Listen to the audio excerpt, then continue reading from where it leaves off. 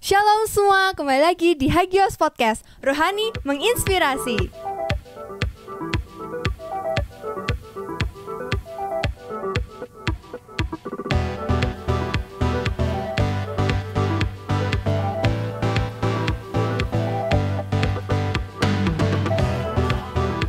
Oke, hari ini kita kedatangan tamu yang sangat spesial ya.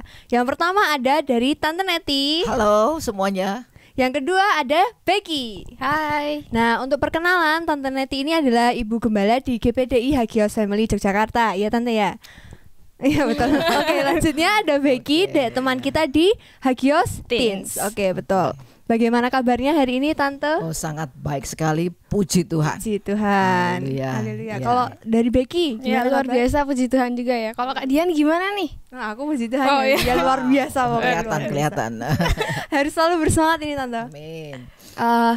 Hari ini kita mau ngobrolin tentang keluarga ya Tante. Kita santai aja yang pasti. Iya. Oke, yang pertama aku mau tanya dulu nih sama Becky tentang kesibukan ya. Kesibukan akhir-akhir ini Becky lagi sibuk apa sih? Sekolah gimana? Udah selesai? Udah habis ambil ijazah juga, cap 3 jari, gitu-gitu sih udah selesai semua sih. Terus sekarang di rumah ya kesibukannya kadang setiap hari ini beres-beres rumah, bersih-bersih, nyapu, ngepel, cuci piring, cuci baju itu tiap hari tuh ya. Keren banget bener. ya. Rajin dong. Itu rutinitas pokoknya. Terus setiap pagi sip. juga olahraga pagi apa tuh jalan-jalan perumahan, muter-muter perumahan. Oh. Jadi libur tuh juga sehat gitu ya, nggak nolep gitu ya di rumah. Enggak cuma tidur ya. Kadang-kadang tidur juga bikin langsung malas kan kalau Wah, mau ya, ngapain. betul itu. Ya, betul. Kalau dari Tante sendiri gimana Kalau nih Tante ya sehari-hari kegiatannya ya pelayanan ya. Kadang kalau udah mau istirahat nih, ada lagi tugas ini. Jadi belajar terus. Gitu aja tiap hari, hampir. Iya. Nah, aku mau tanya kalau kan tadi Becky udah lulus sekolah ya, bener ya? Iya, betul. Udah SMA mau lanjut kuliah. Kuliah. Oh, udah ada kepikiran belum ini kuliah di mana gitu? Udah, jadi sekarang aku fix di Sanata Dharma. Aku ambil jurusan psikologi. Sebelumnya aku juga udah coba ngambil di UGM ya. Aku coba jalur internasional IUP. Cuma pada saat itu nggak keterima. Jadi aku nggak dapet. Udah ngambil 2 intake gitu tapi nggak dapet. Dan di situ tuh emang perjuangannya tuh berat banget dan kerasa banget. Dan waktu emang nggak dapet tuh ya sedih banget, kecewa banget ya, karena siapa sih yang nggak mau UGM gitu ya, semua orang ngincer UGM ya. Cuma pada saat itu terus meyakinkan diri bahwa ini tuh rencana Tuhan gitu, Tuhan punya rencana yang baik buat Jadi Becky teringat gitu. sama pengalamannya Tante Iya. juga dulu waktu habis lulus SMA maunya ke Bandung. Maunya ke Bandung tapi nggak diterima. Akhirnya ke Jogja ketemu Pujangan Hati. Jadi jangan takut. Berarti rencana Tuhan indah pada indah, pasti. Kalau nggak diterima berarti ada sesuatu. betul. Gitu. Amin. Kalau dari tadi kan ada beberapa pilihan ya berarti Becky ya. Nah itu dari antara pilihan itu orang tua ada nggak sih yang kurang setuju atau sebelumnya pernah nggak sih ngerasain debat sama orang tua atau gimana gitu? Pernah nggak? Pernah sih Harsip, pernah. Malah kebalik sih, malah aku yang nggak setuju sama orang tua. Nah, jadi awalnya itu untuk ikut IUP itu bukan keinginanku sendiri. Jadi malah orang tua yang menyarankan untuk cobalah IUP. Maksudnya seenggaknya tuh coba untuk universitas negeri gitu. Nah, pada saat itu aku nggak mau karena kayak takut gitu ya, susah gitu, nggak mau coba yang baru, nggak mau coba susah gitu. Nah, terus pada saat itu emang sempat debat ya, karena aku juga meyakinkan bahwa swasta aja lah, enak, habis selesai sekolah udah nggak usah belajar lagi nih segala macam. Nah, cuma pada saat itu mami ya khususnya itu bilang nggak apa-apa, coba dulu. Maksudnya Becky harus coba biar tahu juga. Pokoknya coba aja, dicoba. Nah, terus pada saat itu ya akhirnya aku untuk meyakinkan diri juga kayak ya udahlah coba aja, kayak nggak ada salahnya juga ya coba ya. Yang penting nanti hasilnya juga diserahkan sama Tuhan sih, gitu aja sih. Nah kalau sebenarnya aku kepikiran nih ya gitu, kalau misalnya kadang-kadang kan ada saatnya kita pengen memberontak gitu loh Tante. Jadi kayak misalnya orang tua bilang A tapi kita tuh pengen B, dan kita tuh pengen banget tapi saking pengennya kita tuh nggak mau dengerin kata orang tua. Nah kadang-kadang kan orang tua juga pasti punya pertimbangan begitu kan Tante. Nah gimana sih menurut Tante kalau orang tua ngasih tahu anaknya yang rebel ini, yang berontak terus kayak gitu? Iya. Ya memang ada saat-saat di mana seusia-usia kalian itu istilahnya pendapatku yang paling benar.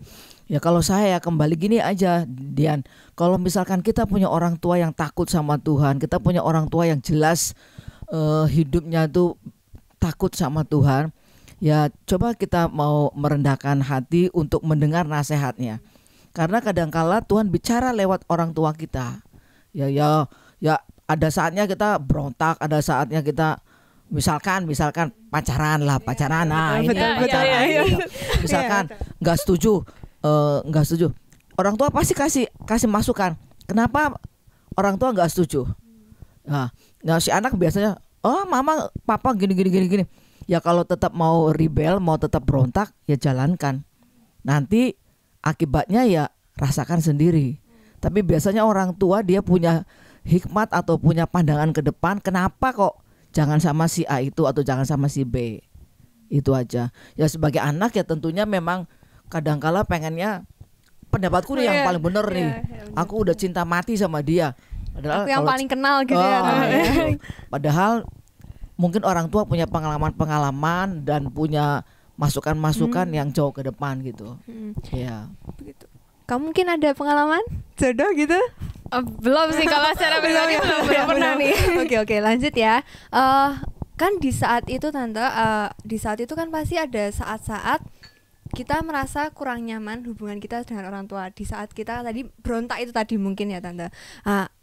Ada saat kita tuh kayak, wah aku rasanya kayak nggak didengar ya sama orang tuaku ya kan, ada mungkin ada perasaan-perasaan seperti itu, kurang nyaman di rumah.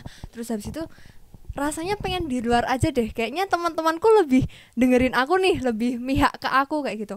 Nah akhirnya kita cari di lingkungan luar nih, kita lebih nyaman di luar, kita lebih cari organisasi yang bahkan mungkin orang tua kita nggak tahu dan sebagainya. Nah kalau dari Becky sendiri ada nggak sih perasaan seperti itu, atau kamu punya tanggapan untuk situasi seperti itu? Kalau aku pribadi itu justru aku lebih nyaman ya di rumah ya, karena kalau di luar tuh aku justru kadang agak kaku ya, orangnya juga nggak terlalu suka yang wah woro-woro bergaul kemana-mana jalan-jalan gitu, enggak sih. Cuma emang ada teman-teman justru pada saat ini banyak lebih suka di luar ya dibanding di rumah, bahkan lebih nyaman di luar gitu. Nah sebenarnya itu nggak apa-apa ya, apalagi di umur aku ini lebih rasanya tuh mau bebas gitu. Cuma kalau emang udah kelewat batas itu lebih baik kita sadar diri juga. Kita harus balik. Karena emang rumah itu adalah tujuan akhir kita juga. Maksudnya kita pulangnya juga ke rumah gitu loh. Nah,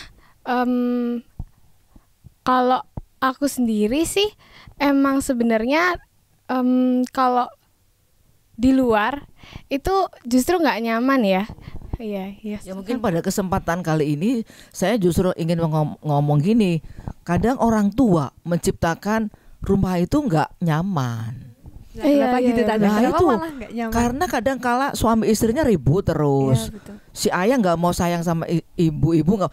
Jadi saya kadang kala juga mau ngomong ya sama orang tua nih. Sorry to say, orang tua jangan merasa, maaf lo ya, jangan merasa semua tuh anak salah. Anak di luar nggak mau dengar, nggak mau. Padahal si anak nggak menerima kenyamanan di rumah. Saya tante pikir ya, kalau di rumah itu nyaman, di rumah itu nggak ada piring terbang, gitu. Ada alat nyamuk terbang boleh, tapi jangan piring terbang.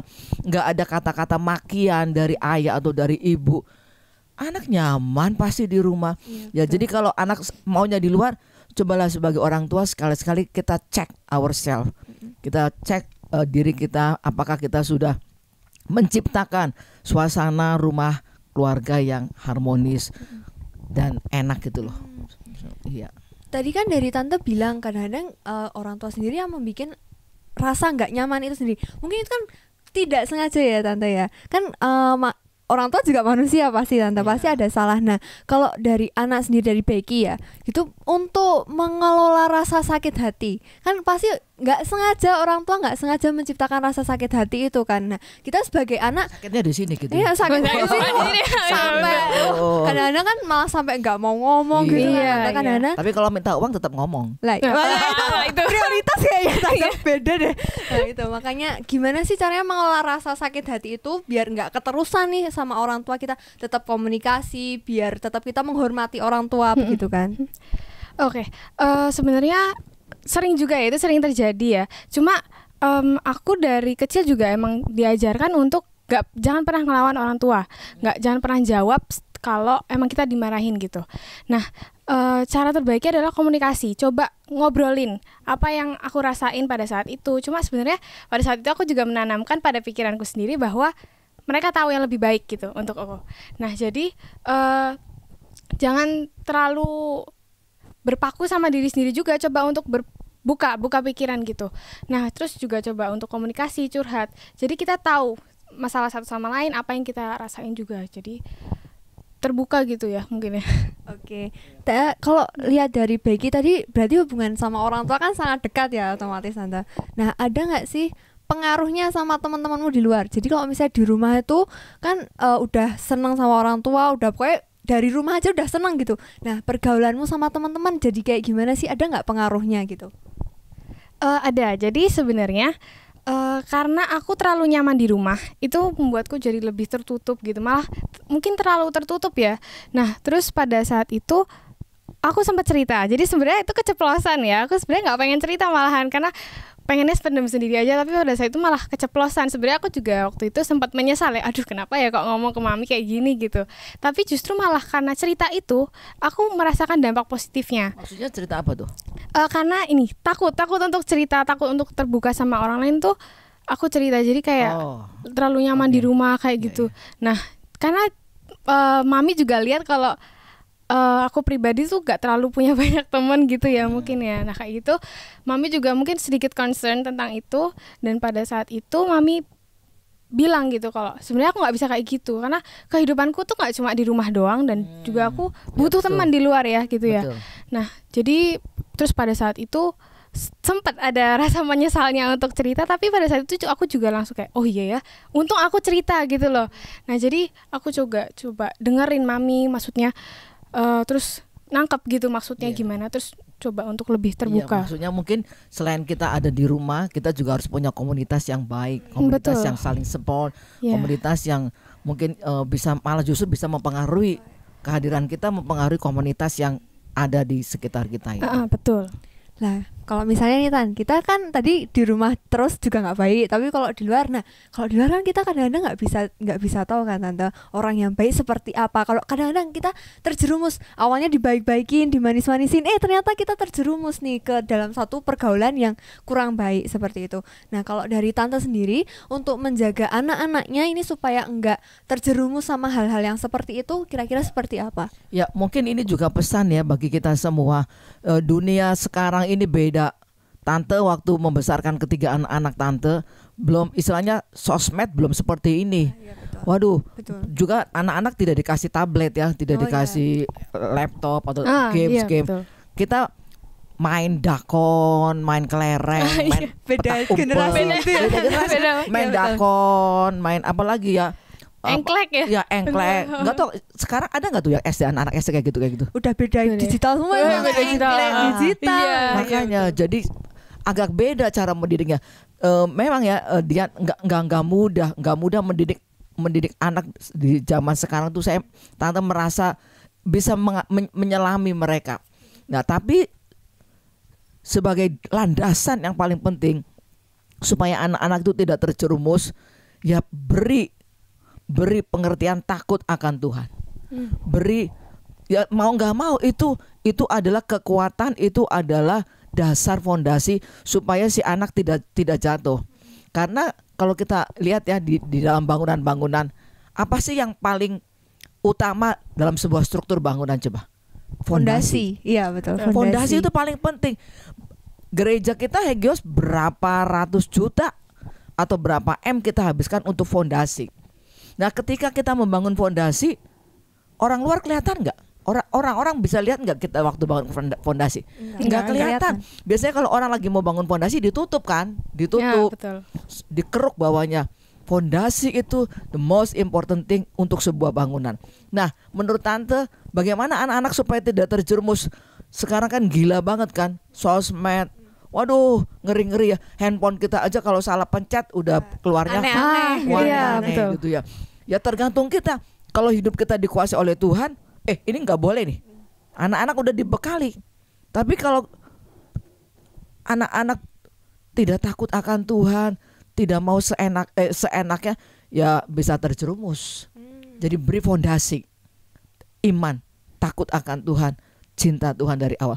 Ya walaupun sudah diberi fondasi masih bisa terpleset pisang, terpleset pisang. Tapi setidak-tidaknya kita sudah taruh fondasi yang tepat buat anak-anak kita, sehingga biar Tuhan yang ambil alih, sehingga kemanapun anak-anak kita pergi, orang tua nggak perlu takut. Orang tua bisa jaga sejauh mana sih?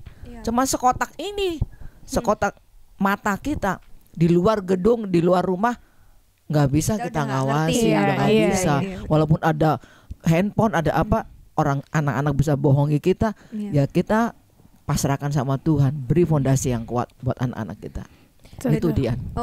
Berarti itu selain fondasi itu tante, pasti kan ada kebiasaan yang diajarkan kepada si anak ini gitu kan. Nah, aku sekarang mau tanya sama Becky, ada nggak sih kebiasaan di rumah yang bikin istilahnya kamu tuh membangun karaktermu, pribadimu yang seperti ini sekarang ini, yang kebiasaan yang maksudnya dari orang tua, dari gitu orang tua, dari contohnya orang tua gitu. Terus kamu, wah kayaknya seneng nih kalau dilakuin kayak gini, apa sih kira-kira kayak gitu? Oke. Baca Alkitab setiap hari. Mantap. Ini harus dicontoh ya, tolong dicontoh. Mantap sekali, iya. Nah, jadi kita itu punya grup WA gitu ya di WhatsApp gitu, grup baca Alkitab keluarga namanya. Nah, itu jadi kita setiap hari baca satu pasal. Nah, untuk hari ini udah sampai Amsal ya.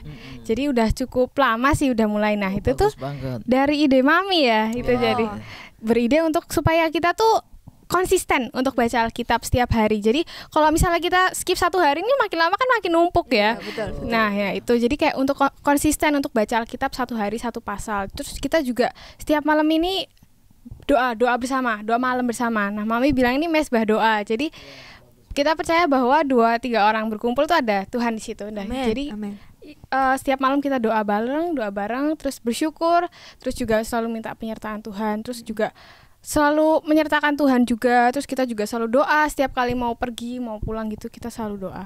Pokoknya Tuhan tuh nomor satu. Jadi prinsipnya tuh tetap Tuhan. Bagus banget ya, satu keluarga yang luar biasa. Harus dicontoh. Bagus banget, keren harus abis dicontoh, ya, gitu ya. Iya.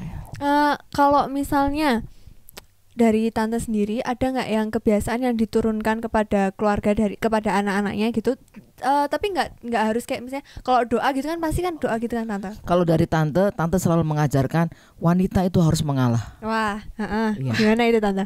Ya, karena dalam kehidupan kami rumah tangga, saya cerita sedikit ya. Satu hari Om didatangi sepasang calon itu gitu ya. Terus mereka tanya gini, Om, di rumah Om yang ngalah Om apa tante? Loh, tante. Terus pasangan ini kaget.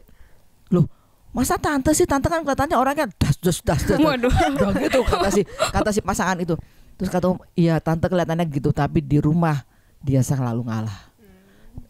Istilahnya ngalah tuh bukan saya tertekan loh. Iya betul. Bukan tertekan. Kalau tertekan kan nanti tambah tua, tambah gitu, sakit-sakitan gitu ya.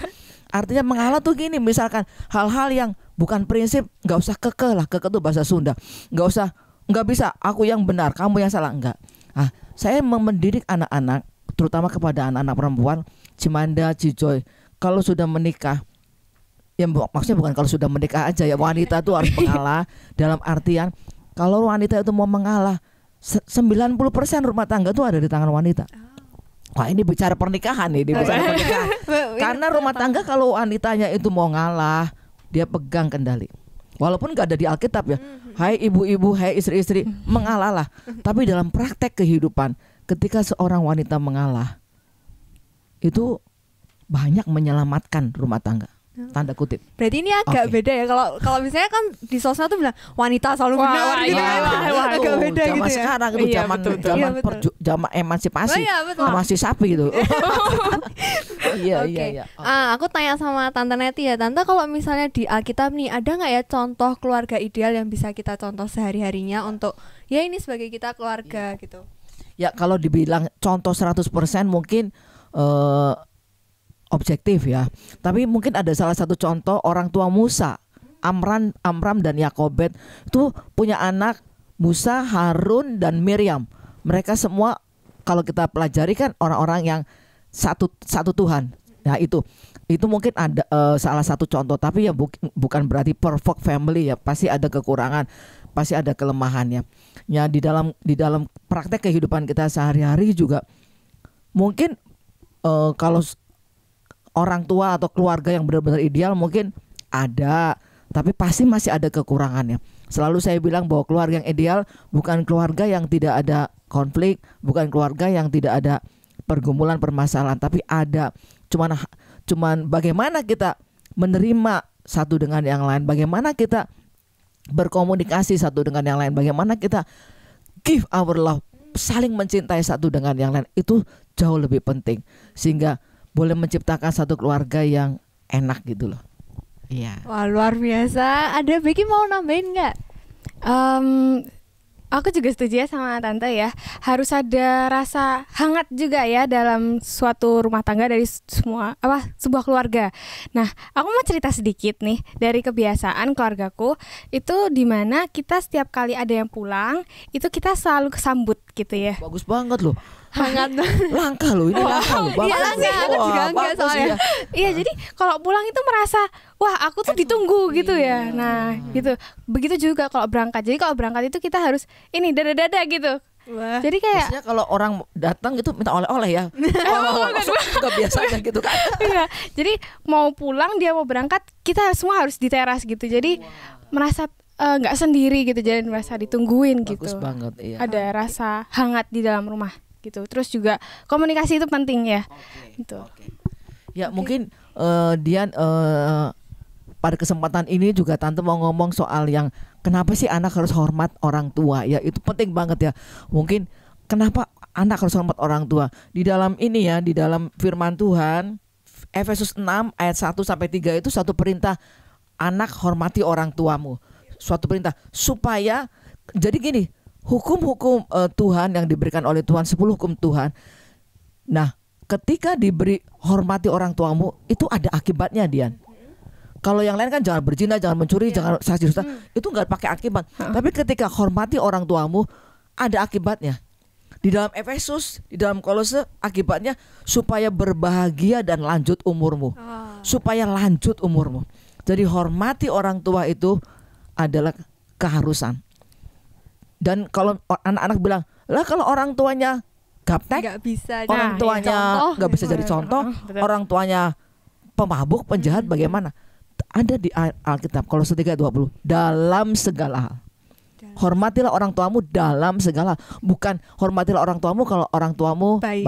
Kalau orang tuamu kasih uang. Enggak, tidak hanya itu, tapi dalam segala hal. Jadi pesan kami pada kesempatan ini, anak hormati orang tuamu. Orang tuamu itu otoritas. Otoritas yang Tuhan sudah tetapkan sebagai otoritas. Otoritas itu apa sih? Singkat aja, payung. Payung itu apa? Melindungi kita dari hujan, melindungi kita dari banjir, dari mara bahaya. Jadi ketika anak itu tunduk pada otoritas, sebenarnya dia sedang melindungi dirinya dari ancaman tanda kutip, dari hal-hal yang kurang baik. Itu aja. Oke. Terus berarti kalau misalnya walaupun orang tuanya jelek atau baik itu kita tetap harus hormat. Tetap kalau kita mau kembali ke firman, makanya firman tuh udah ngerti nih sebelum orang-orang tanya-tanya panjang lebar.